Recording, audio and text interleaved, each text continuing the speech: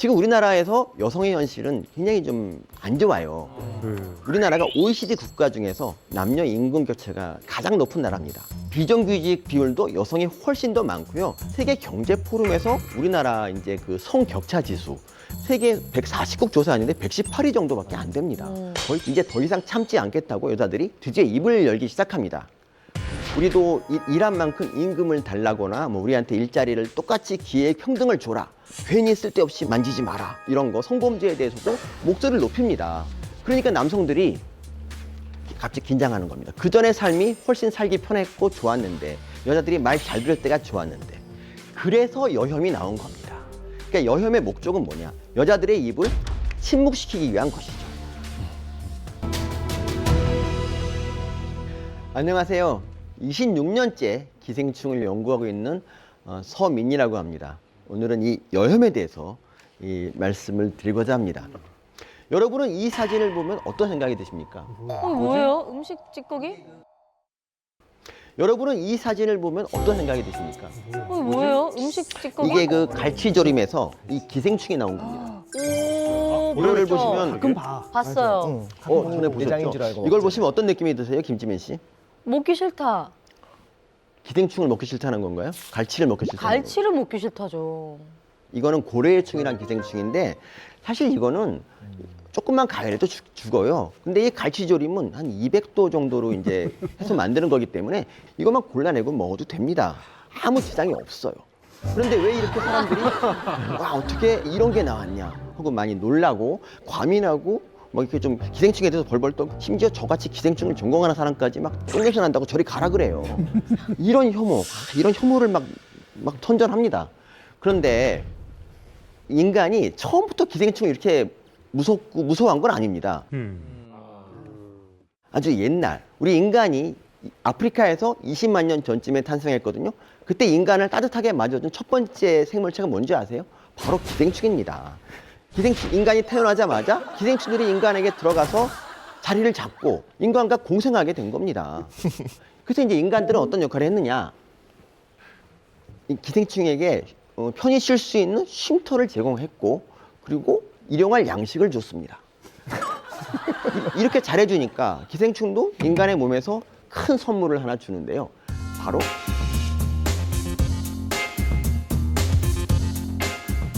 그 면역 질환으로부터 보호받는다는 거예요. 면역 질환으로부터 보호받는다는 거예요. 이 면역 질환이 뭐냐면 우리 면역계가 좀 맛이 가서 우리 몸에 있는 내부 장기, 뭐 뇌, 간, 뭐 장, 뭐 이런 것들을 공격하는 질환이 바로 면역 질환이거든요.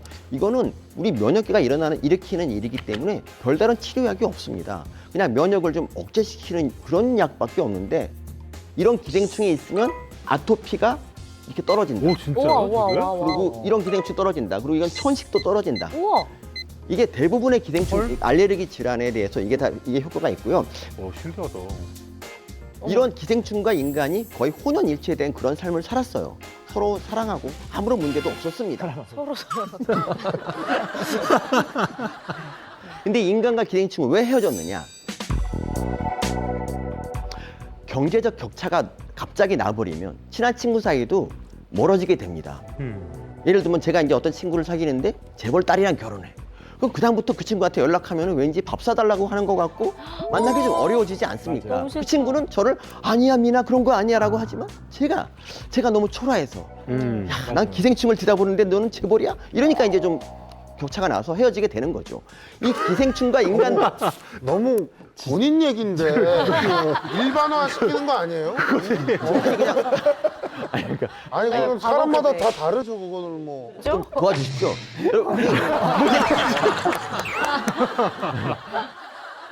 기생충과 인간이 이 사이가 좋던 기생충과 인간이 헤어진 이유도 바로 그거예요. 공업화가 진행이 되지 않습니까? 그러면서 이제 상하 수도 시설이 막 생기고 그리고 막 집도 번쩍번쩍해지기 시작합니다. 그러니까 한쪽이 너무 잘 살게 되니까 그동안 이제 친하게 지내던 애가 막 더럽고 추잡하게 보이는 거예요. 그래서 이제 얘를 내치려고 합니다, 사람이.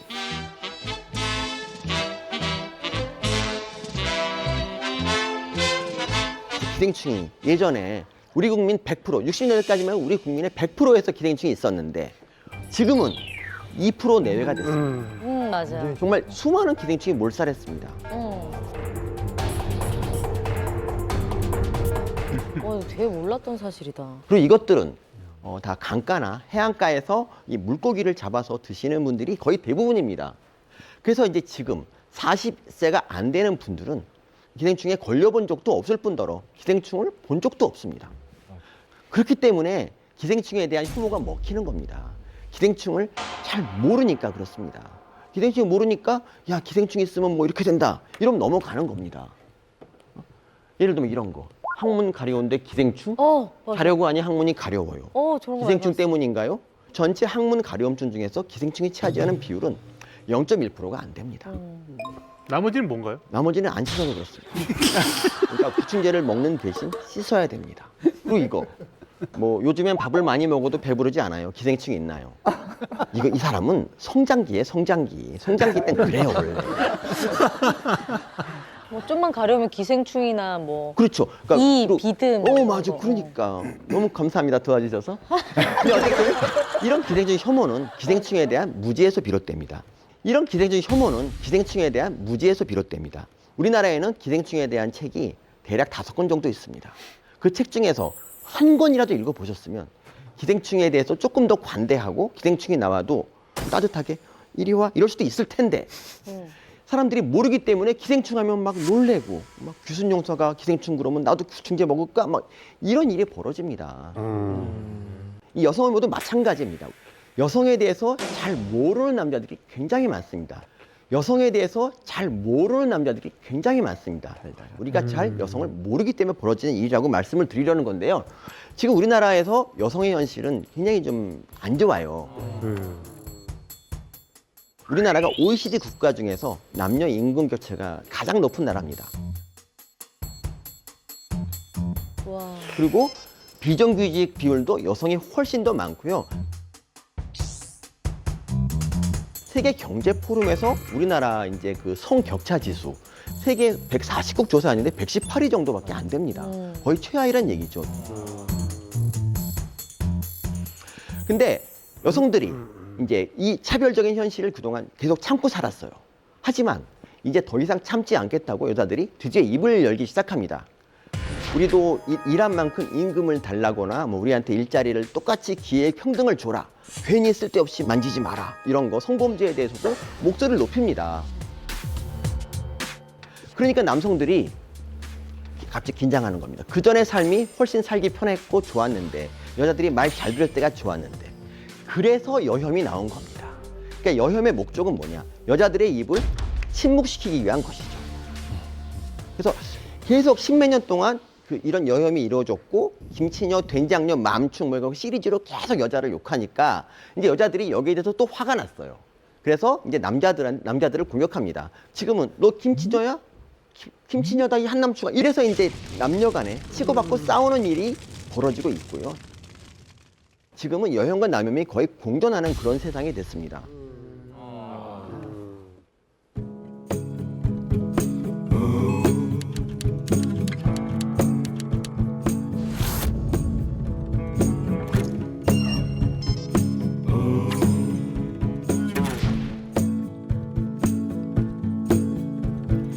Felt like the weight of the world was on my shoulders. Pressure to break or retreat at every turn.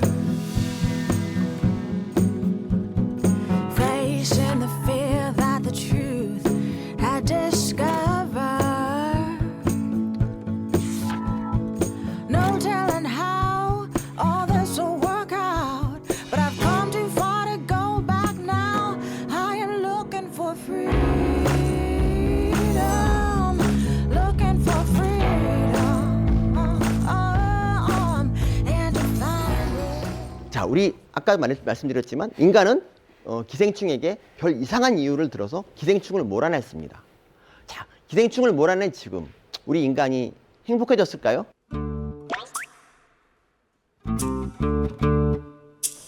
그렇지 않습니다. 자, 이걸 보십시오. 서울 지역 초등학생의 식품 알레르기 비율입니다. 점점 높아지고 있습니다. 제가 80년도에 저는 알레르기성 비염에 걸렸었어요. 그때 제가 알레르기성 비염이라고 얘기하면 다들 진심 어린 위로를 해줬습니다. 그게 잘 안 낫는 병이거든요. 근데 맞아요. 지금은 어떻습니까? 거의 중학생 같은 경우는 거의 40% 이상에서 알레르기성 비염이다. 뭐 이런 통계도 나오고 있습니다. 이게 다 기생충이 없어서 그런 거고요.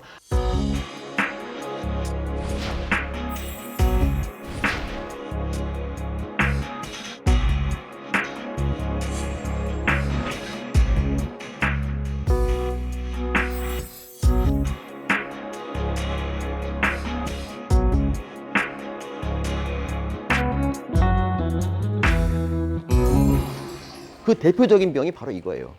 이건 크로시병이라고 합니다. 원래 정상대장은 굉장히 표면이 말끔해야 됩니다.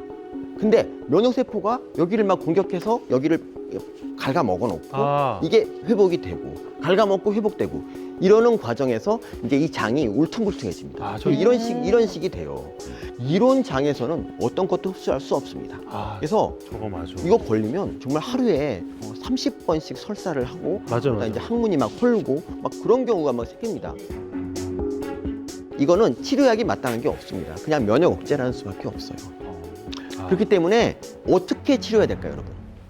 그래서 아까 말씀드렸죠. 기생충 치료를 하는 겁니다. 이게 식약청에서 승인은 아직 안 됐는데 아직도 그 좀 개선할 점이 많고 다른 기생충 가지고도 연구를 많이 하고 있기 때문에 먼 미래에는 어쩌면 우리가 다시 기생충을 몸에 들이거나 아니면 기생충의 단백질을 뽑아서 우리에게 주사함으로써 병을 치료하는 그런 날이 오지 않을까 생각이 들어요.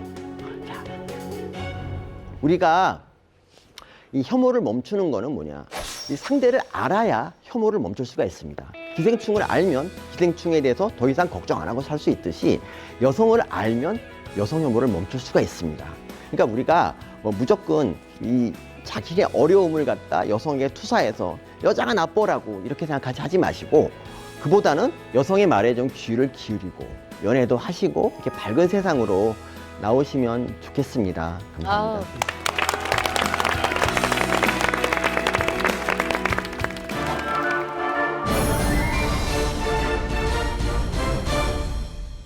저물어가는 그 한 해가 아쉽고 나이 먹는 게 점점 두려워지는 분들에게 아마 최적의 강연이 될 것 같습니다. 우리 지식거인 김창기 교수님, 당신의 어깨를 빌려주세요.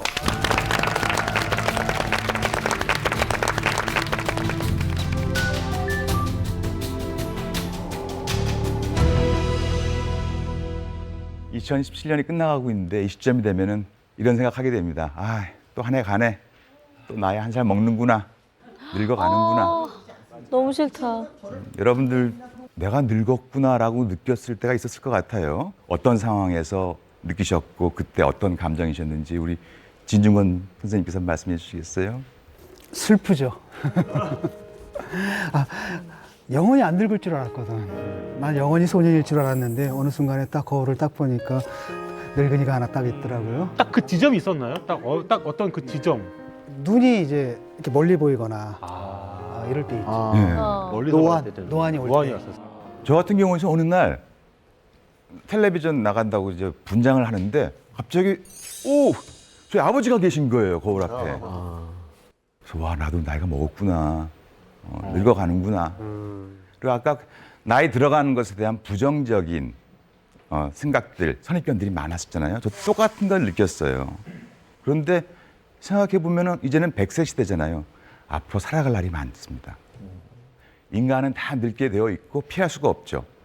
빨리 수긍하고 어떻게 하면은 더 잘, 더 아름답게, 더 현명하게, 이왕이면 더 행복하게 나이 들어갈 수 있을 것인가에 대해서 말씀드리려고 해요. 지난 세기 동안 수많은 혁명들이 있었는데요. 제가 생각하기에 가장 중요한 혁명은 장수혁명입니다. 우리에게 가장 연관이 있죠. 이제는 사람들이 너무 오래 살게 됐어요. 50년 전만 해도 대한민국 국민들의 평균 기대 수명이 50세가 안 됐었어요. 아 진짜요? 진짜로? 또 노화에 대해서는 먹고 살기 바빠서 생각할 이유가 없었죠. 하지만 우리가 점점 나이 들어가면서 대한민국 국민이 나이 들어가면서 노화에 대해서도 관심을 갖게 됐어요. 이제 대한민국 국민의 평균 기대 수명이 83.1세예요. 이야. 계속 늘어가고 있습니다. 그리고 작년에 발표된 대한민국 중위 연령이 51.3세예요. 우와 높다. 그 사람이 벌써 51.3세인 거예요. 그만큼 어린 사람들은 적어지고 나이 든 사람들은 많아지는 거죠. 올해 발표된 수치인데요. 대한민국에서 65세 이상 되는 사람들이 14% 됐어요. 10년 전만 해도 10%가 안 됐었어요. 점점 급속하게 우리나라가 고령화 사회가 되고 있는 것이죠. 이렇게 됐을 때 우리는 나이 들어가는 것을 두려워하죠. 맞아요. 하지만 최소한 뇌는 걱정하지 않으셔도 됩니다. 뇌는 신체 기관 중에서 가장 나이를 덜 먹는, 덜 늙는 기관이기 때문이에요. 우리 뇌는 20세까지는 막 발전해요. 그래서 용적이 커져요. 그래서 20세부터 천천히 뇌 용적이 줄어들게 되는데 하루에 10만 개 정도의 뉴런들이 사라져요. 10만 개. 그래봤자 1년에 0.2%밖에 뇌 용적은 줄어들지 않아요. 그러니까 10년이 되면 2% 줄어드는 거겠죠. 50년이 되면 10% 줄어드는 거예요. 나이가 70살이 되었을 때 20살 때의 뇌의 90% 정도의 용적을 가지고 있는 거예요. 그러니까 치매랑은 전혀 관계가 없겠죠. 치매라는 거 한다면은 대부분 뇌의 기능의 40% 정도밖에 못할 때 치매가 되는 것인데 너무 과대포장되어 있고 너무 공포에 질리게 하고 있어요. 생각보다 그러네. 그러니까 너무 걱정하지 말자고요.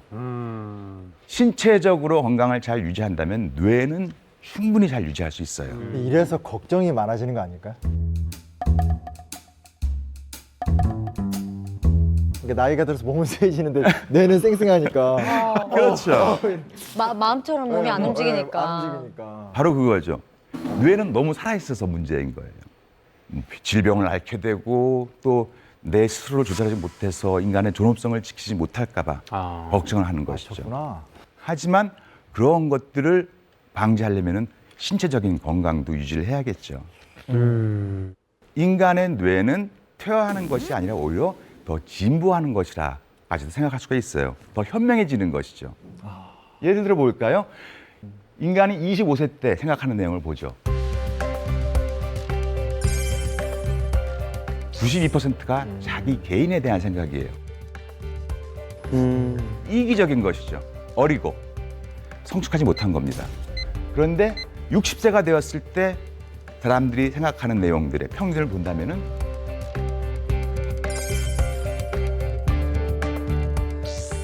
개인적인 내용은 29%밖에 안 돼요. 가족에 대한 생각이 가장 많죠. 32%. 그리고 인류라고 한다면은 이 세상에 대한 이야기. 진짜? 그런 생각을 한다고? 어떻게 하면 더 좋은 곳으로, 어떻게 하면 더 잘 살 수 있을까? 타인들 생각하는 생각들을 하기 시작하는 거예요. 그것이 21%. 자, 이렇게 인간의 뇌는 우리를 지켜줄 것이고 또 거기다가 우리가 마음만 먹는다면은 우리가 잃었던 뇌의 젊음, 사고의 순발력, 융통성들을 다시 회복할 수 있다는 것이죠. 재미있는 연구가 있었어요. 시계를 거꾸로 돌리는 실험을 했었어요. 7, 80대 노인들을 데려다 놓고 시계를 20년 전으로 돌렸어요. 돌아간 시점은 1959년이었어요. 그러니까 그때 당시의 가전제품들, 유행했던 가구들, 텔레비전에서도 1959년, 20년 전에 했던 텔레비전 프로그램들, 영화들, 뉴스를 보여주고 신문도 그런 거 보여주고 참가자들에게 20년 전에 했을 법한 대화들을 해달라라고 부탁을 했어요. 신기한 일이 일어났어요. 지팡이를 짚고 있던 분들, 의자에 앉아 계시면서 쯧쯧쯧 말쓰다 했던 분들이 서서히 20년 전에 자신의 모습으로 돌아가기 시작한 거예요. 우와. 그때 했던 행동들을 하고 그때 했던 언행들을 하면서 오히려 신체적으로, 정신적으로 건강해지고 젊어진 것이죠. 뭐 신기하다. 아주 완벽하게 돌아가지는 않았지만 그래도 그래도 정신이. 굉장한 변화가 있었던 것입니다. 네. 단 일주일만 해요. 어떤 상황에 처해서 어떠한 나이로 생각을 하냐에 따라서 신체적인 변화도 사고의 융통성도 다시 찾을 수 있게 되는 것이죠. 아무리 마음을 먹는다고 해도 돌이킬 수 없는 건 돌이킬 수 없어요. 하지만 어떻게 하면 더 좋게, 건강하게, 아름답게, 현명하게, 이왕이면 행복하게 나이를 들 수 있을지에 대한 방법들을 한번 설명드리도록 하죠. 행복한 노년의 조건이라고 생각했어요. 첫 번째는 무엇이냐? 친밀한 인간관계입니다. 제가 정신건강의학과 의사라서 그런 것이 아니고 결국엔 사람들과 잘 지내는 사람들이 행복한 것이니까요. 애착이 가장 중요한 것이죠. 근데 문제는 인간은 언제나 선의를 가지고 만나도 늘 갈등을 일으키게 돼 있고 오해를 하게 돼 있어요. 그럴 때 그것을 어떻게 푸느냐. 나이가 들어가면서 현명해지면서 사회성을 얻어서 관계를 유지하려고 노력해야죠. 현명해지고 성숙해져야 되는 것이죠. 나한테 와가 아니고 내가 먼저 다가가야 되는 것이고. 그 다음은 건강 유지죠. 담배 끊어야 되고 술 줄여야 되고 체중 조절해야 되고 운동해야 됩니다. 제가 못하는 부분이에요. 여러분들은 보편적인 의사가 하는 이야기는 잘 들으셔야 되지만 보편적인 의사가 생활하는 방식은 따라하시면 안 돼요. 아니 저 병원 갔더니 의사 선생님도 나가서 담배 피시더라고요. 맞아. 대신에 객관적인 건강 상태보다 주관적인 심리적인 건강 상태가 더 중요해요. 내가 건강하다고 느끼고 있으면은 괜찮은 거예요. 최근에 그 얘기를 봤었어요. 뭐냐면 스트레스라는 거를 본인이 즐길 수 있다면 스트레스는 사실상 영향을 미치지 않는다고 그러더라고요. 건강에. 그게 최근 스트레스라는 정의가 변화에 대한 반응이거든요. 예. 나쁜 게 아니죠. 그 다음은 성숙한 방어 기제입니다. 결국에는 성격이죠. 어떤 어려움들을 겪을 때 그것을 어떻게 해결해 나가면서 나를 보호하느냐가 방어 기제거든요. 성숙한 방어 기제 이거는 기억해 주세요. 첫 번째는 인내, 억제입니다. 내 욕망과 내 본능을 억제하고 지연시켜서 좀 더 좋은 성과를 얻는 것. 내가 하고 싶은 걸 즉각적으로 하지 않고 참아내는 것. 인내하는 것이죠. 억제. 두 번째는 이타심이에요. 나 혼자만 행복해서 좋은 것이 아니다. 같이 행복해야지, 같이 편해야지 좋은 것이다라는 것을 깨닫게 되는 것이죠. 그래서 나이가 들면 들수록 가족, 사회를 챙기기 시작하는 거죠. 세 번째는 승화예요. 아무리 이타심을 발휘하고 잘하려고 그래도 인정받지 못해요. 그렇죠. 알아주지도 않아요. 그렇죠. 속상하죠. 그럴 때 내 가지고 있는 분노, 우울감을 사회가 인정할 수 있는 방식으로 승화시키는 거죠. 예를 들어서 제가 실현당하고 차이고 슬플 때 이별의 노래를 만들어서 돈을 벌듯이 또 받지 못했던 보살핌을 내가 봉사를 하면서 타인들이 베풀어주면서 내가 그 만족감을 얻듯이. 그리고 마지막은 그렇게도 안 될 때는 웃을 수 있어야 돼요. 유머죠. 타인들을 웃게 해서 긴장감을 풀어주는 거죠. 그럼으로써 내가 사람들에게 필요한 사람이 되는 것이죠. 내가 이러한 능력들을 발전시키고 있느냐에 따라서 행복한 노년이 결정될 겁니다.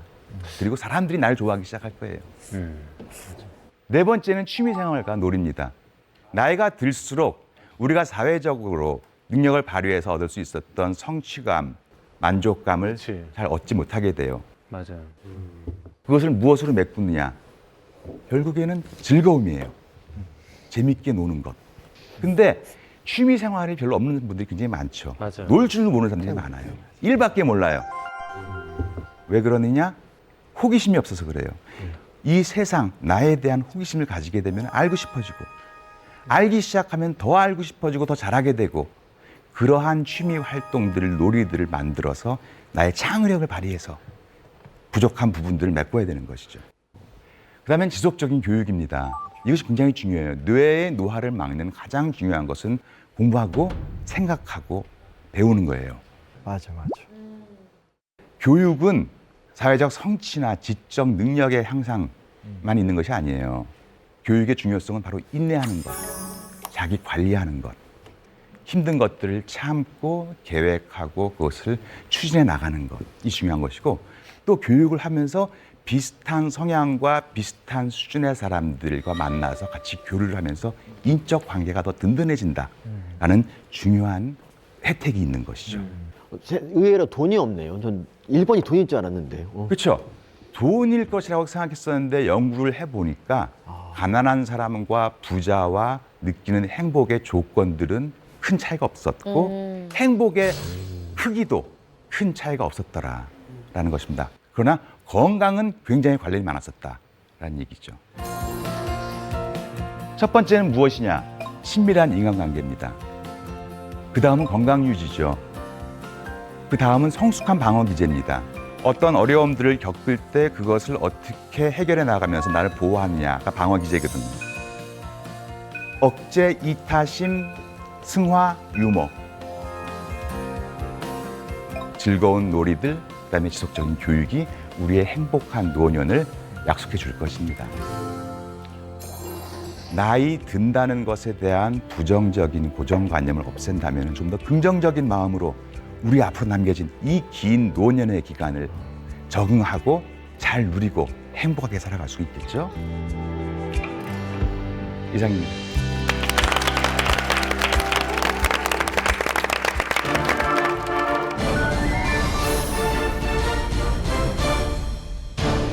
자, 2017년 돌아보기 이것만은 놓치지 말자. 세 번째 강연의 키워드를 확인해 보겠습니다. 반려동물. 반려동물.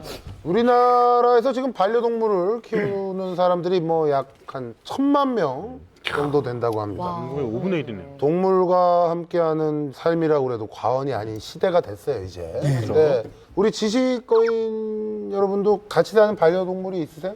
서 교수님은 개 5마리, 5마리 키웁니다. 뭐 있어요? 저는 사실은 저보다 일찍 죽는 걸 별로 안 좋아해서 저는 비단 이끼. 비단 이끼. 비단 이끼. 이끼를 키워요? 그 되게 좋아요. 돌에 껴있는. 돌에 껴 있는 건데 오, 되게 되게- 물 촉촉 주면은 기분 그냥 좋 오라면 안 오잖아요, 이끼는. 그냥 뭐 교감해요. 전체적으로. 네. 정우 씨는 뭐가 있어요? 저는 원래 우리 집에 이제 본가에 있는 그 말티즈 강아지를 있어요. 그 있는데 그 친구는 이끼랑 비슷해요. 부른다고 오지도 않아. 부른다고 오지도 않아. 차라리 이끼를 키워요. 이끼를 고양이. 물만 주면 돼. 그리고 굉장히 사납기 때문에 늘 거리를 둬야 되고 그렇습니다. 거리를 둬야 돼, 심지어. 이끼랑 비슷해. 네. 우리 진 교수님은 뭐 대한민국에서 제일 루비. 유명한 우리 루비. 있죠. 네. 이게 전 트위터 할 때 제가 열심히 봤기 때문에 알거든요. 그 역사를 알고 있습니다. 한 4년 됐죠. 길냥이죠. 길에 있는 새끼 고양이를 데려다가 이제 키우시기 시작했는데 오늘 이 주제와 뭔가 좀 연관이 확실히 있는 거겠죠. 루이 때문에. 예, 아무래도 그렇겠죠. 네. 루비 키우고 이미지가 너무 바뀌셨어. 너무 순해지시고. 맞아요. 근데 고양이 얘기만 나오면은 그때부터 눈이 고양이 눈이 돼요. 진짜로 신기하게. 장화 씨는 고양이 눈이 된다니까. 자, 그럼 루비 아빠 우리 진중권 집사님의 남다른 수완이 담긴 반려동물에 대한 강연 기대해 보겠습니다. 지식거인 진중권 교수님, 당신의 어깨를 빌려주세요.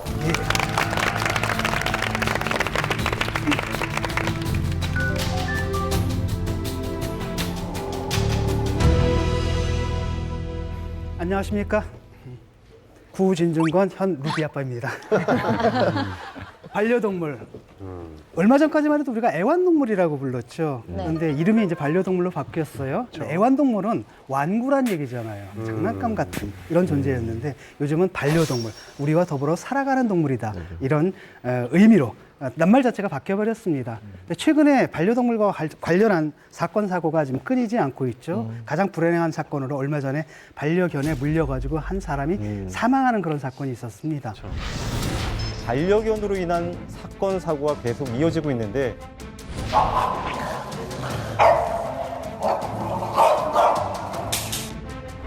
사실은 개를 데리고 외출을 할 때에는 목줄을 채워서 나가야 되지 않습니까?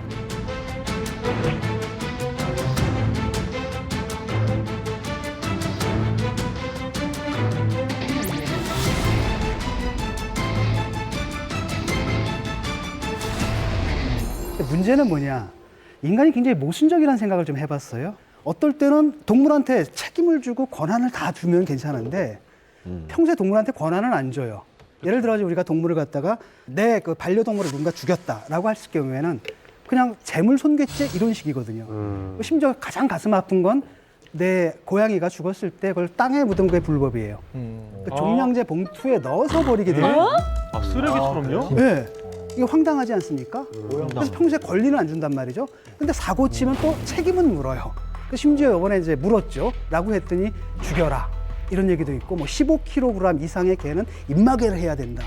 맞아. 어떨 때는 윤리적인 주체로 인정을 안 하다가 또 자기들 편할 땐 또 윤리적 주체로 인정을 해가지고 또 책임까지 또 강하게 묻는단 말이죠. 그러네. 도대체 우리 맞습니다. 사회가 동물에 대한 태도를 왜 이렇게 모순적으로 하는가? 사실 그 고민이 굉장히 오래전부터 시작됐는데요. 이 루비. 리즈 시절입니다. 리즈 시절입니다. 귀엽죠? 우리 루비인데 루비와 더불어 살게 되면 누구나 다 경험하실 겁니다. 이게 그냥 물건이 아니라 나랑 대화가 되거든요. 다 알아들어요. 밥 달라, 뭐 또 변소 안 치울 줄래, 뭐라든지 놀아달라든지. 그다음에 이제 정서 교감이 다 됩니다. 도대체 인간과 동물은 어떤 점에서 같고 또 어떤 점에서 차이가 있는지 철학적으로 깊이 성찰을 하게 되더라고요, 저절로.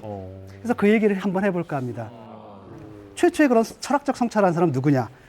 수상록으로 유명한 미셸 몽테뉴라는 사람이에요. 이 사람이 고양이를 길렀거든요. 이 모든 논의의 중심에, 시발점에 고양이가 있었습니다. 태초에 고양이가 있었습니다.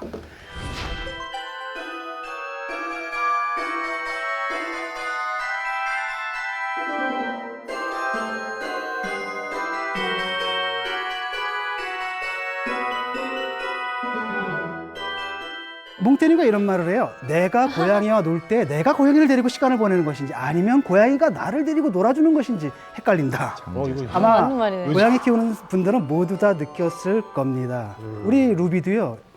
1살, 2살 때는 제가 놀아주는 것 같았거든요. 막 이렇게 고양이 낚시 막 하면 팔떡 뛰고 공중 이례전, 양악선 기술이라고 완벽한 착지 막 이랬는데. 돌아. 그렇지. 으스. 돌아.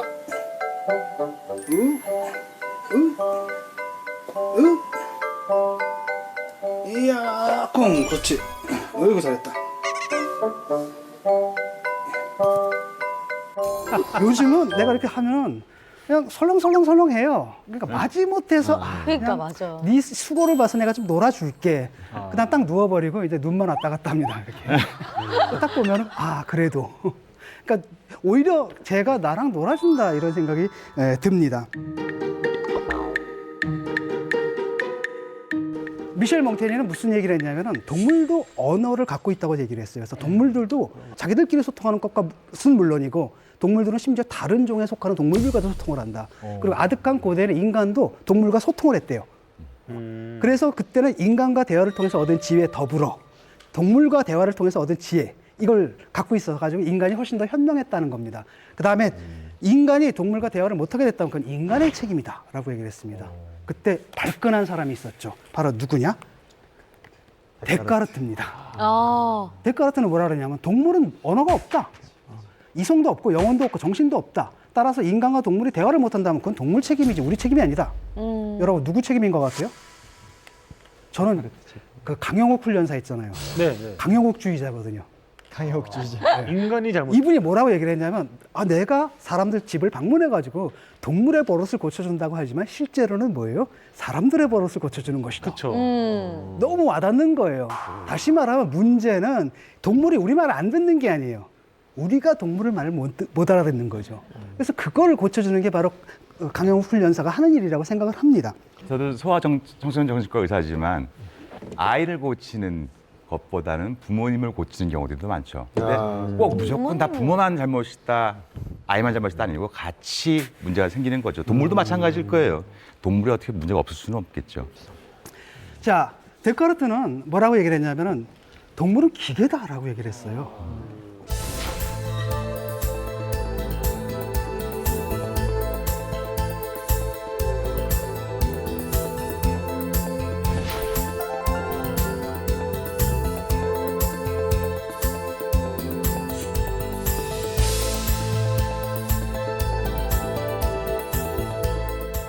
오늘날 우리가 들 때 얼마나 황당합니까? 하지만 오늘날 우리도 그 두뇌를 어디에 비유하죠? 컴퓨터에 비유하죠. 네. 어쨌든 당시에도 뭔가 설명할 때 당시에 가장 첨단 테크놀로지에 비유하는 거예요. 그때 테크놀로지는 시계 만드는 거였거든요. 또는 자동인형 만드는 거. 그리고 인간도 역시 데카르트는 뭐냐면 인간의 신체는 기계라고 생각했어요. 다만 인간은 뭐냐면 이 신체 이외에 정신을 갖고 있는 거예요. 나는 생각한다, 고로 존재한다 할 때 존재하는 건 생각이거든요. 그래서 인간은 이성이 있고 정신이 있고 영혼이 있기 때문에 인간은 기계가 아니다. 하지만 동물은 기계다라고 얘기를 했던 거죠. 그리고 실제로 데카르트는 동물 해부를 하는데 마취 없이 그냥 막 아, 해부를 진짜요? 아, 왜? 합니다. 그래서 드디어 이제 동물 보호론자가 등장하는데 누구냐면 칸트입니다. 그래서 칸트의 얘기가 이제 동물권론자들이 많이 인용을 합니다.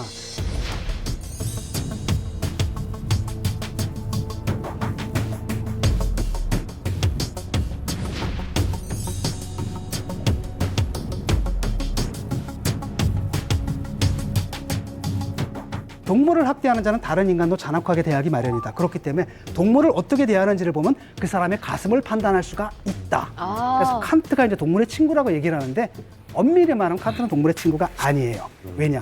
여기서 동물을 괴롭히지 말아야 할 이유는 동물 자체를 위해서가 아니라 누굴 위해서입니까? 인간을 위해서다라는 겁니다. 칸트의 그 정언명법이 있죠. 도덕의 제1원칙. 인간을 수단이 아니라 뭐로? 목적으로 대우하라. 라고 했을 때 인간은 목적이고 그런 목적을 위한 동물은 수단으로 여기서도 사용되고 있는 거예요. 그러네요. 그래도 난 동감돼요. 공감 가요. 그러니까 이제 그나마 저게 조금 공감되는 수준 얘기한 건데 사실 저것도 기존은 진짜 판단이 되더라고요. 예. 사람이 동물 대하는 거 보면. 그럼 진정한 동물의 친구는 누구냐? 제레미 벤담이라는 영국의 공리주의 철학자입니다.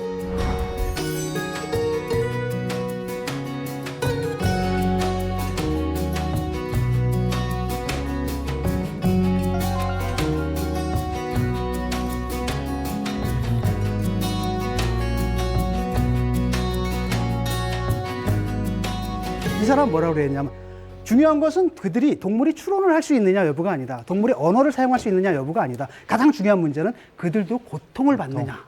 그러니까 쉽게 말하면 동물도 고통을 받는다라고 한다면 우리는 그들을 학대할 권리가 없다라고 얘기를 했던 거죠. 그래서 결국은 이제 동물이 고통을 받는 존재인 이상 우리가 학대해서는 안 된다. 동물도 어느 정도의 권리가 있다라는 게 철학적으로 이제 정립이 됩니다. 요즘은 어떤 줄 아세요? 뒤집어졌습니다. 옛날에는 동물도 기계로 간주했죠. 그러니까 미국의 보스턴 다이나믹스라는 회사가 있어요. 로봇 만드는 데거든요. 네. 사적 보행 로봇을 만듭니다. 가장 중요한 게 이제 균형 유지예요. 그래서 얼음 위를 걷게 한다든지 아니면 사람이 지나가는데 사람을 발로 팍 찹니다. 아 맞아요. 그러면 막 했다가 다시 균형을 맞아요, 잡죠. 맞아요. 그 동영상을 올렸거든요.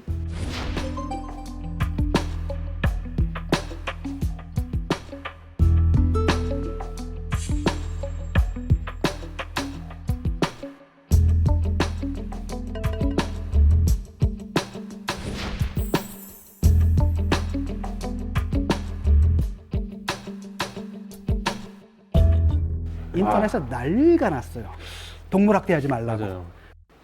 수사까지 만들어놨습니다. 저게 스톱 로봇 어뷰즈. 저도 저 영상을 봤거든요. 예. 보고 댓글들도 봤는데 사실 저도 약간 좀 어떤 댓글들이 달릴까 봤는데 사람들이 다들 저거에 대해 감정을 이입하더라고요. 그쵸. 근데 왜 그런 현상들이 이렇게 벌어질까? 옛날에 동물까지 기계로 간주했다면 이제는 기계마저도 모르 여기는 거예요. 동물로 여기는 이런 식의 역전이 일어나는 거죠. 마지막 사람 얘기를 하겠습니다.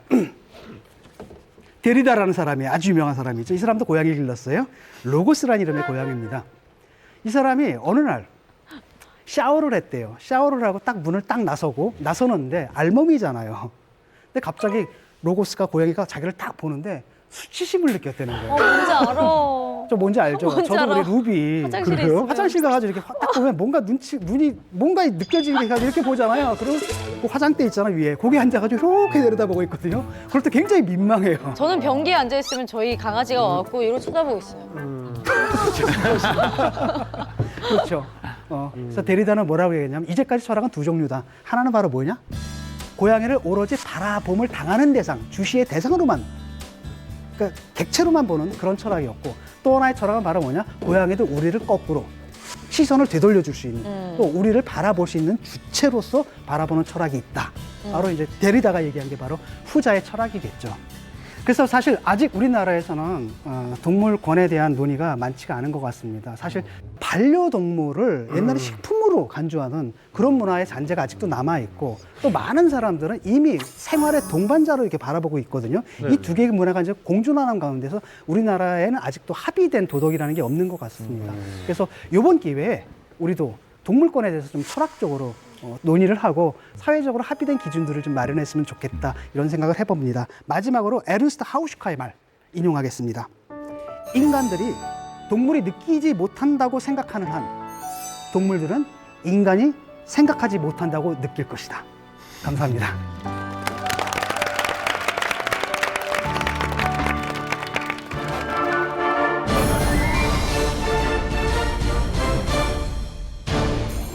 자, 그럼 일단 다음 강연의 키워드를 보겠습니다. 현대사. 자, 지난 역사를 통해 우리는 무엇을 깨달을 수 있을까요? 역사의 중요성과 그 의미를 밝혀드리겠습니다. 지식거인 심용환 작가님, 당신의 어깨를 빌려주세요.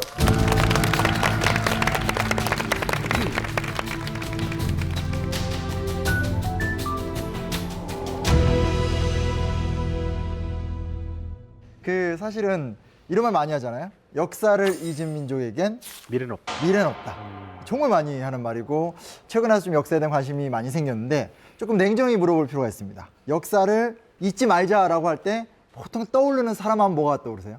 이순신. 이순신, 세종대왕. 세종대왕. 보통 역사를 잊지 말자라고 얘기하면 독립운동사 아니면 조선시대로 갑니다. 그러니까 무슨 얘기냐면 주로 옛날 얘기를 잊지 말자는 거예요. 사실은 오늘 우리가 살고 있는 오늘 우리를 만든 이야기가 최근 얘기인데 가까운 시점에 있었던 사람들에 대한 기억, 존경 이런 게 없기 때문에 한번 현대사에 대한 이야기를 가져와 봤습니다. 아이고. 잘 아시다시피 이제 독재국가, 인권 유린 이런 것들이 아주 횡행하던 시절이었고 그 과정 속에서 아주 치열하게 한 단계 한 단계 싸워서 지금 오늘 우리가 살고 있는 이런 사회가 이제 된 거죠. 네.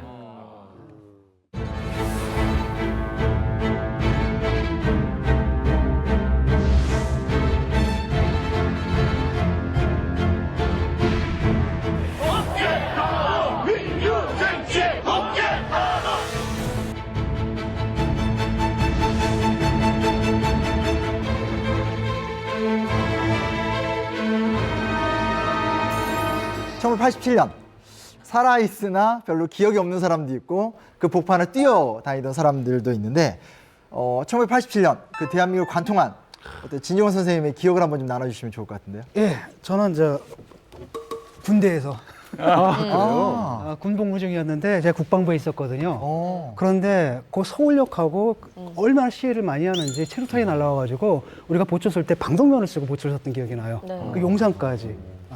저는 87년 때 이렇게 가운 입고 의대생인데 가운 입고 명동에서 막 데모하다가 좀 두드려 맞기도 하고 카페로 막 도망가서 숨기도 하고 명동 성당에 다 모였었어요 마지막에. 아, 의사 가운을 입고 데모를 하신 거예요? 예. 근데 상황이 되게 심각했던 것 같아요. 그러니까 길게 따지면 잘 알다시피 4.5혁명이라든지 그리고 뭐 6.3 시위, 뭐 부마항쟁, 5.18 광주 이런 걸 통해서 하나하나 조금씩 넘겨오고 무너지고 넘어오고 무너지고 이런 시간들이 좀 지속이 되다가 결정적 해는 이제 1987년이고 사실은 이 시점에 되게 우리가 꼭 기억해야 될 두 명의 죽음이 있습니다. 바로 이분입니다.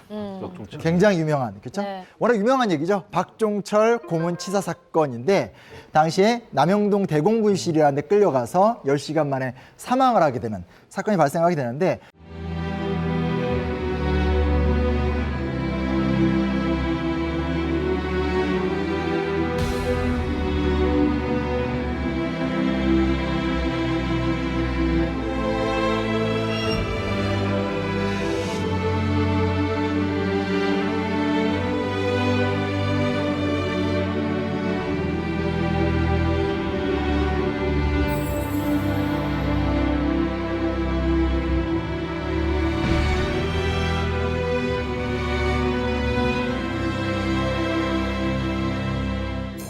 사실은 사건 자체를 최대한 은폐하려고 했었어요. 그렇죠. 은폐하려고 했는데 경찰서라든지 법원 같은 데 가면 상주하는 기자들이 있죠. 이제 기자를 인식하지 않고 어떤 검사가 지나가다가 같은 검사들끼리 야, 지금 경찰들 큰일 났어. 슬쩍 얘기한 거예요. 그 얘기를 듣고 한 기자가 이제 쉽게 말하면 촉이 온 거죠. 그래서 수사를 하게 되고 사건을 알아내게 되면서 이게 세상에 보도가 된 건데 보도가 나오고 알려지게 되니까 뭔가 이렇게 얘기를 답변을 해줘야 되잖아요. 근데 딱히 이제 답변할 수 있는 방법이 없으니까 말도 안 되는 얘기를 하게 됩니다.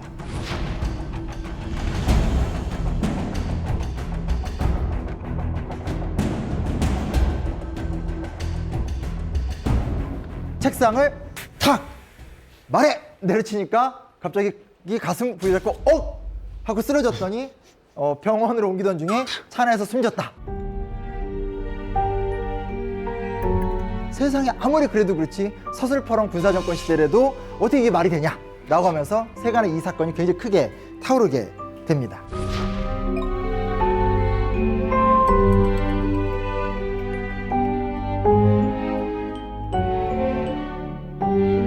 여기 이제 아주 우연히 알려지게 되고 알려진 걸 덮으려고 이제 이런 얘기가 나오는데 설득이 안 되는 상황이 되게 되는 거죠. 그래서 결국은 이 상황 속에서 외부에서 의사가 들어가서 소위 말하는 고문을 받았을 것 같았던 남영동 대공분실에 가서 조사를 해보게 됩니다.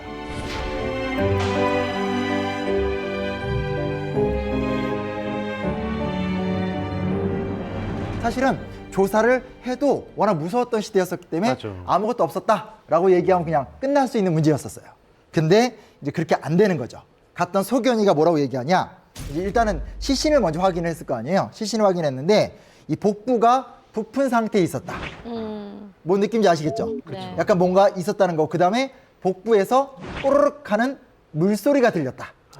예상이 되죠. 물고문을 진행했었다라는 거고. 두 번째 뭐냐? 현장에 바닥에 물기가 있었다. 이게 지금 보면 그냥 누구나 양심적으로 얘기를 해줄 수 있는 것 같지만 그 당시에는 사실은 쉽지 그렇죠. 이 의사가 되게 용기를 내서 언론에 이 얘기를 한 거고 그리고 되게 명확관한 사실이 그렇죠. 되잖아요. 그렇죠? 덮을 수 없는 상황이 되니까 이제 막 보도가 되고 대서특필 되는 상황이 되게 되면서 엄청난 사회적 여파. 쉽게 말하면 87년 민주항쟁의 본격적인 시발점이 되었다라고 볼 수 있습니다. 자, 느낌이 오죠? 그렇죠? 보게 되면 드디어 대학생과 유가족들이 투쟁을 하기 시작을 하게 되고요.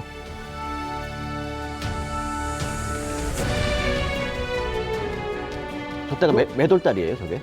요게 이제 1월 달부터 시작해서 1월 달 덮으려고 했는데 이게 커지게 되고 4월 5일로 가면서 이걸 더 많은 사람들이 관심을 가지면서 계속 대회가 열리고 막 진상을 알리고자 하는 촉구 대회가 열리면서 점점 커지게 되죠.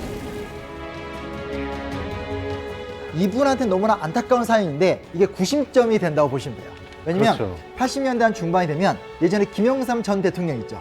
김영삼 전 대통령도 23일 단식을 하면서 이 독재 체제를 끝장내겠다 이러면서 막 싸웠고 김대중 전 대통령 같은 경우 이때 사실 미국에서 추방을 당한 상태였는데 목숨 걸고 귀국을 하고 하면서 전 국민들이 이제부턴 대통령 우리가 좀 직접 뽑게 하는 민주국가가 좀 되게 해달라 이런 시위가 막 이루어지고 있었는데 여기에 이제 도화선이 그렇죠. 되게 된 거죠. 결국 그래서 사람들의 시민적 분노가 이제 아예 집결이 되면서 6월 달 들어가면 아예 우리가 한 6월 10일을 맞아서 한번 전체적으로 모여서 뭔가 어떤 이런 민주화에 대한 요구를 하자라고 해서 다 모여가던 과정 중에 6월 9일 날 또 하나의 충격적인 사건, 또 하나의 충격적인 죽음이 발생하게 됩니다.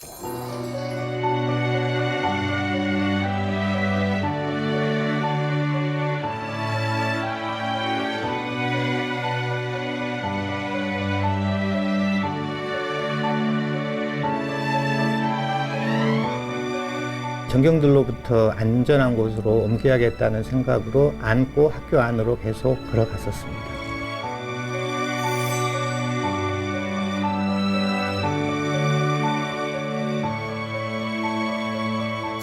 연세대에서 이제 규탄대회를 하던 도중에 이제 언제나 데모현장에서 똑같은 현상이죠, 그렇죠? 먼저 대회 열고 시가행진 나가려고 하면 전경이 맞게 되고 최루탄 막 쏘게 되고 최루탄을 쏜 거를 이제 사실은 얼굴에 정통으로 맞게 되면서 쓰러지고 이한열 군과 이 동기가 어쩔 줄 몰라 하면서 있었던 그 바로 모습입니다.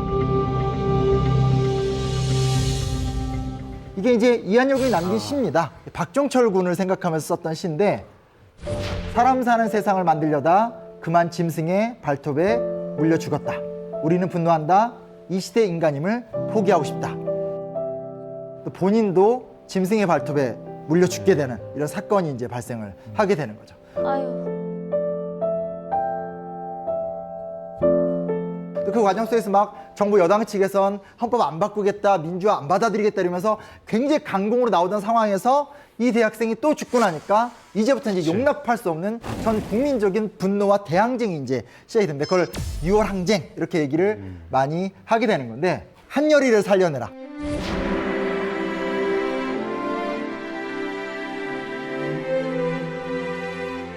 여기서 말하는 한여린은 사실 이한열 한 명이 아니라 어떤 그동안 수많은 인권 침해를 당했던 독재 정권의 희생자들의 목소리이기도 하고 또 민주화를 바라던 우리의 모습, 이 항쟁을 계기로 해서 이제 본격적으로 사람들이 이 시청광장에 모여들기 시작을 하게 됩니다. 거의 매일 이랬습니다. 그래서 시청만이 아니라 종로까지, 종로 뭐 아니면 뭐 광화문 앞도 다 이랬고, 이때 이제 낮에는 대학생들이 계속 데모하고 전경들이 막 진압하면 대학생들이 도망갈 데가 없으면 이렇게 상인, 가게로 막 숨어들면 상인들이 막 문 이렇게 닫아서 셔터 내려서 못 오게 하고 물 주고, 그리고 또 위에서 직장인들이 일 안 하고 보다가 막 이렇게 대학생들이 맞거나 막 욕하고 박수 쳐주고. 두루마리 화장지 막 던지고. 그렇죠. 네. 퇴근 시간이 되면 그 직장인들이 넥타이 부대라고 해서 함께 내려와서 이 데모대에 참여하게 되고. 그 되게 저는 개인적으로 인상적인 게 뭐냐면 경적시라고 들어보셨나요? 예. 그렇죠. 6월 10일 그 시발점이에요. 맞아요, 맞아요. 그러니까 5시인가 6시인가에 뭐냐면 약속을 다 한 거예요. 그때 이제 서울시청 앞에 그때 시민단체 어떤 여성분인데 그분이 딱 나와가지고 시간 딱 되자마자 길바닥으로 나가가지고 손수건을 이렇게 흔들어요. 그러니까 그 순간에 차들이 다 경적을 막 울려대요. 민주화를 요구하는 시민들이 도심 곳곳으로 쏟아져 나옵니다. 대학생 시위대에 넥타이 부대가 가세하고 택시와 버스는 일제히 경적을 울려 응원합니다. 와, 이거는 뭐 그 당시에 SNS도 없는데 어떻게 다들 이 정보를 알고? 통제 불능의 상황으로 넘어가요. 그러니까 우리나라가 한 20, 30년 통제하다가 이때쯤 되면 완전히 통제할 수 없는 상황이 되고 뭐 아주 중도적이거나 보수적인 분들도 다 규탄대에 참여하고 이런 상황이 되니까 그 SNS가 없어도 암묵적으로 다 이루어지게 되고, 그러다 이제 가장 유명했던 사건은 이제 6.16 평화대행진이라고 해서 이제 우리가 전국적으로 어떤 민주화에 대한 요구를 하자라고 하게 되고, 광주 같은 경우는 금남로에서 5.18 때 모였던 사람 정도의 많은 시민들이 나오고 전국적으로 이렇게 참여하게 되면서 결국 이제 유명한 선언 하나가 발표됩니다. 직선제를 택하지 않을 수 없다는 결론에 이르게 되었습니다.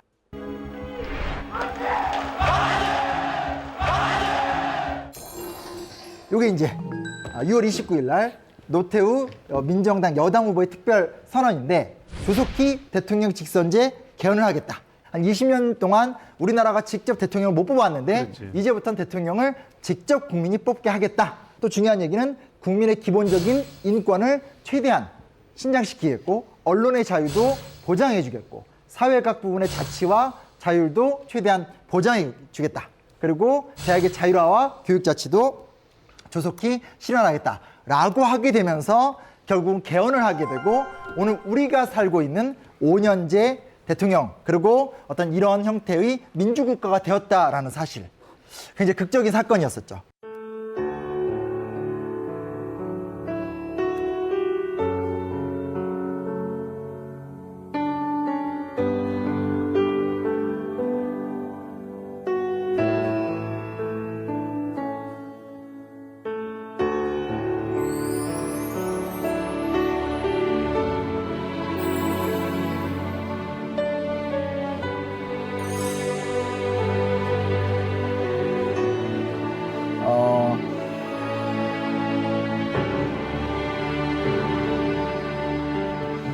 유월항쟁 30주년이다. 30년이 됐으니까 되뇌어보자. 이런 것보다는 당연하지 않았던 것이 누군가의 헌신과 고통의 감내를 통해서 당연해졌다라는 것을 기억해야 된다는 것이 되게 중요하다는 생각을 하게 되고요. 사회 경제적인 민주주의 같은 이런 문제들에 대해서도 우리가 정말 책임 있게 행동하고 실천하는 것들이 이분들의 죽음을 영원히 기억하고 진짜로 존경하는 그런 길이 아닐까.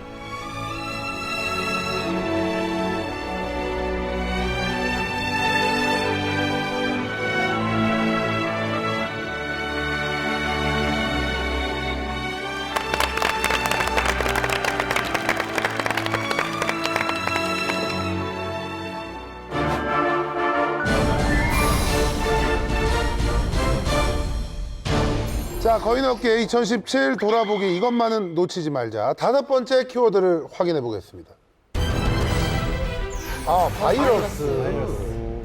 바이러스가 뭐 설마 컴퓨터 바이러스 얘기하는 건 아닐 것 같고, 우리가 놓치지 말아야 할 키워드로 바이러스를 선택한 이유가 뭔가요? 오늘 듣고 원래 내일 써먹는 거잖아요. 그쵸. 우리가. 근데 우리는 오늘 한번 듣고 나서 평생 써먹을 수 있는 굉장히 중요한 지식이라는 생각을 했어요. 그래서 이건 한번 꼭 오늘 알아가자. 네. 그리고 우리가 이걸 갖고 평생을 건강하게 살아보자. 이런 취지라고. 실제 바이러스구나. 네. 진짜 오늘 그 지식이 우리 바이러스처럼 우리 뇌에 딱.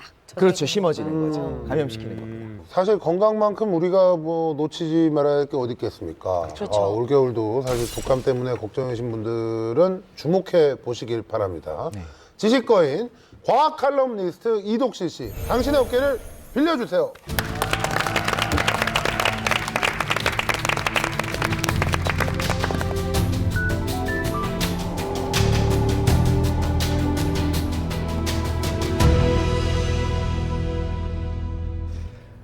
안녕하세요. 조곤조곤 지식을 말하는 남자 조식남 이독실입니다.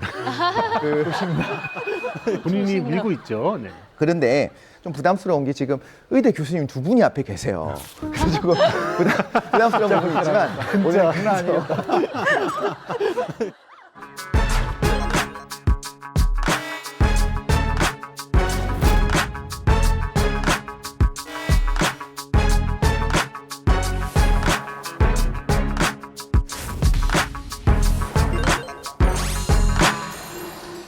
그럼 세균이랑 바이러스랑 도대체 뭐가 다른가 한 번쯤은 우리가 알고 가면 평생에 있어서 좀 유용한 정보가 되겠다 싶어가지고 오늘 한번 준비를 해봤습니다.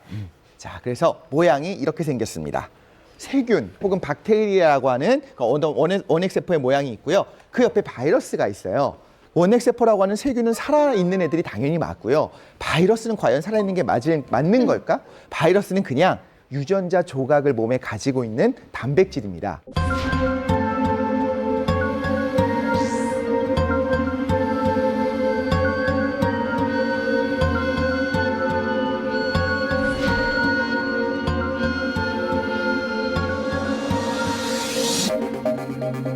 세균이랑 바이러스, 원핵세포와 바이러스는 살아가는 방식 자체가 상당히 많이 달라요. 그래서 세균은 일단 우리 몸에 들어오면 생물이잖아요. 우리 몸속에서 자급자족하면서 잘 살아요, 그냥. 칼에 베인 상처, 찔린 상처가 있으면 빨개진다고 하잖아요. 그 부분에 막 세균들이 살기 시작하면서 염증 반응이 나타나게 되고 백혈구들이 모이면서 이제 붓기도 하고 거기가 이제 빨갛게 좀 뜨거워지기도 하는 거예요. 세균들은 그냥 우리 몸 안에서 자기네끼리 번식하며 살아간다. 세균은 그럼 어떻게 우리가 없앨 것이냐라고 한다면 이게 우리 몸에 있는 면역세포 중에는 백혈구가 세균을 지금 추적하고 있는 영상이에요. 꾸물꾸물대는 저 녀석. 네, 백혈구가 열심히 얘를 지금 추적하고 있는데 잘 도망가죠. 잘 도망가죠. 어머, 저런 걸 어떻게 와. 진짜 느리다. 쟤도 정말 얄밉다. 정말 그런데 그러다가 결국에 이렇게 잡아먹게 되고 이렇게 사면을 시키게 됩니다. 자, 이걸 보면은 우리가 우리 몸의 기본적인 면역세포들이 세균과 싸워서 이길 수 있는 힘이 있다라는 거죠. 오늘의 포인트는 바이러스잖아요. 네. 바이러스는 전혀 달라요. 자, 그러면 바이러스는 어떤 식으로 살아가냐? 바이러스가 세포를 공격합니다. 아까 세균은 세포 안으로 못 들어와요. 네. 세포 바깥에서 자기네끼리 행복하게 살아가는 거고 바이러스는 세포를 공격해서 안으로 들어와서 유전 물질만을 주입을 해요.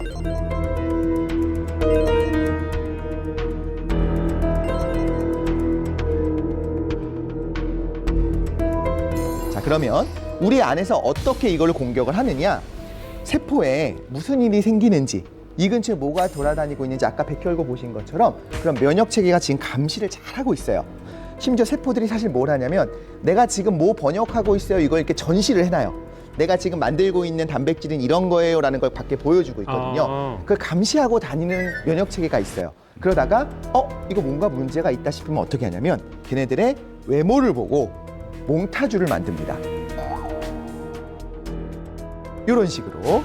자, 바이러스라고 하는 한 번도 본 적 없는데 이건 우리 몸에 있는 게 아니야. 처음 보는 애구나. 그렇죠. 이런 구조는 우리 몸에 있으면 안 돼라는 걸 인식을 하면 이렇게 몽타주를 작성하면서 지명수배를 시작하게 되는데 문제는 면역 체계가 이제 제비전단이 붙었어요. 그 다음에도 계속 돌아다니면서 감시를 하고 있는데 문제는 세포 안에 숨어 있는 바이러스를 공격할 수는 없어요. 약간 이렇게 생각하면 될 것 같아요.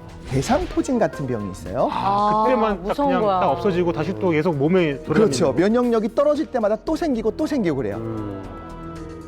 기본적으로는 이런 바이러스는 완벽하게 우리 몸에서 모든 바이러스를 다 없애는 거는 좀 어렵다. 그래서 어려운 거구나. 그러면 바이러스랑 싸워 이기는 거는 어렵다고. 그런데 분명히 우리가 뭔가를 해요.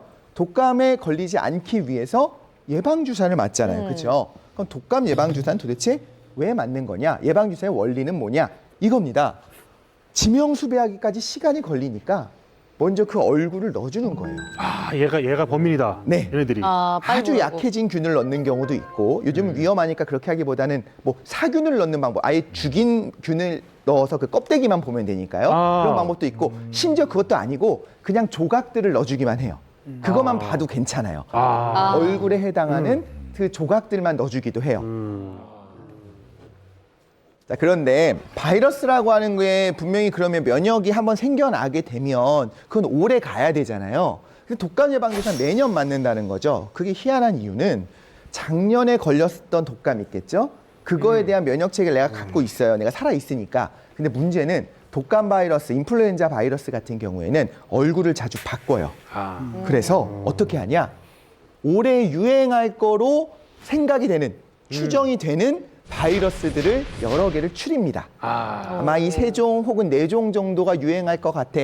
그래서 이거에 맞는 얼굴을 먼저 넣어주는 게 바로 예방주사예요. 그래서 사실 이렇게 여러 개를 넣어줬을 때 대부분 저게 맞겠지만 만약에 얘네들이 아닌 다른 얼굴이 유행을 하게 되면 예방주사가 사실 소용이 없을 수도 있는 거죠. 그런데 그럼 감기에 걸렸어요. 아무튼 내가 예방주사를 맞든 안 맞든 감기에 걸린 상황이 됐어요. 독감에 걸렸어요.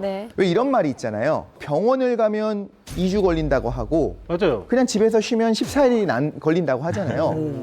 생각해보면 큰 차이예요. 그죠? 2주하고 14일은 와. 그죠? 어마어마한 차이가 나니까 병원을 가야 되는데 그럼 도대체 병원 가는 게 무슨 의미가 있냐? 바이러스에 걸리면 콧물이 나요.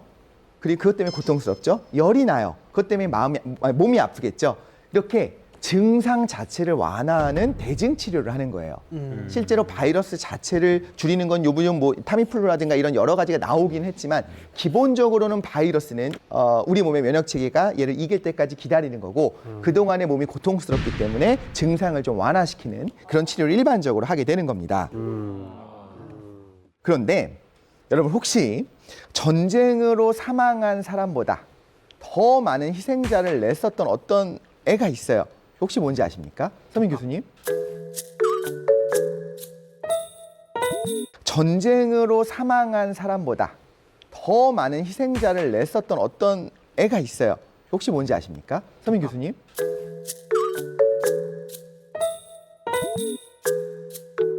바이러스. 한탄 바이러스. 감기. 바이러스 중에 감기 바이러스. 천연두 바이러스죠. 네, 천연두 바이러스가 지구에서 사라졌습니다. 1980년대에 이제 80년 초에 이제 완전히 없어졌다라고 이제 선언을 하게 되거든요. 이게 인간이 바이러스와의 전쟁에서 이긴 최초의 사례이기도 하고요.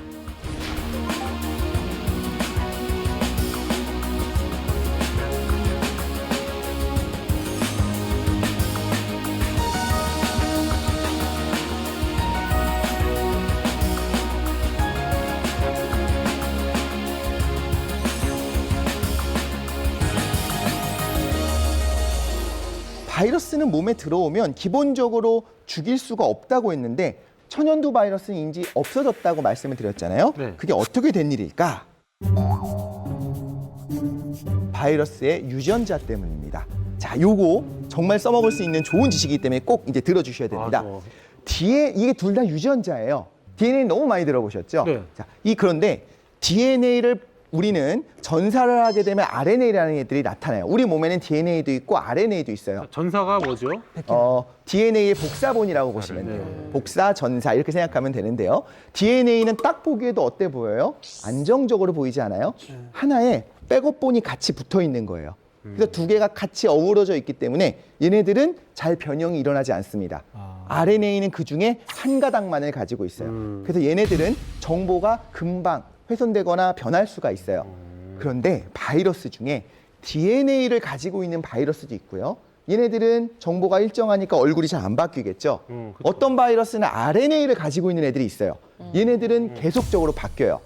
그런데 천연두 바이러스는 어떤 바이러스일까요? DNA. 그렇죠. 얼굴이 안 바뀌어요. 일정해요. 그러니까 계속적으로 천연두 바이러스의 백신을 온 인류를 대상으로 혹은 창궐 지역을 대상으로 백신 접종을 하다 보니까 아예 사라지게 된 거죠. 그런데 RNA 바이러스 같은 경우에는 계속적으로 얼굴이 변하겠죠. 그래서 퇴치가 어려운데 그 대표적인 예가 아까 말했던 인플루엔자예요. 그래서 매년 바뀌는 거고 매년 예방주사를 맞고 그럼에도 불구하고 어긋날 수도 있는 거고. 그래서 바이러스와 세균으로부터 우리를 보호하는 방법은 가장 쉬운 거 있습니다. 누구나 할 수 있는 거. 바로 손 씻기에서부터 시작이 되겠죠.